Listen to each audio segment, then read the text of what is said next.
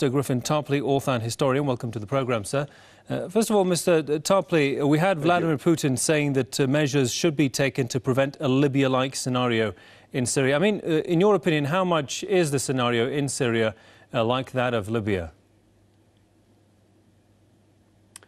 I think it is quite similar in many ways, except that it threatens to become much more dangerous for the world than Libya ever could.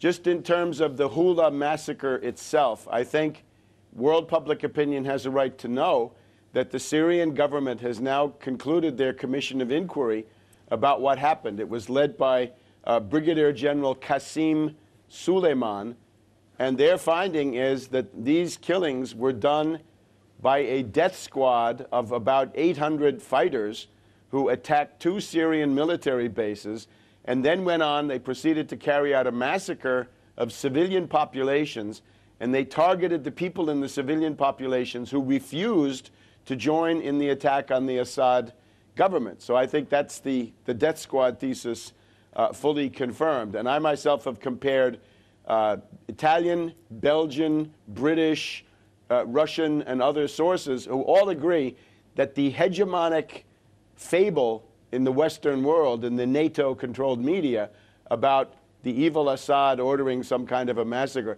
This is a complete fiction. It's a provocation. It's designed to lead to war. Now, it is important that Russia continue to block an attack on Syria in the Security Council. We've seen Putin now talking with Mrs. Merkel. Mrs. Merkel is not likely to take the lead in any attack on Syria, nor is she likely to participate heavily in it. Right? Germany had a fairly restrained participation in the attack on Libya. But Hollande, I think, is in grave danger. Hollande seems to be captured already by the Sarkozy bureaucracy, and Hollande has been making statements that are extremely reckless and irresponsible about the need to do something and so forth. Hollande campaigned successfully for president, saying that there would be a clean break with Sarkozy. Foreign policy did not figure too much in that, but that was the general idea. Now we hear Hollande talking more and more like a clone of Sarkozy. He is threatening to wreck his own presidency before he even completes his first month in office. I think Hollande would be very wise to exercise restraint because he proceeds along this path at his own peril. Hillary Clinton got into the act, and her threat, I think, is a very interesting one.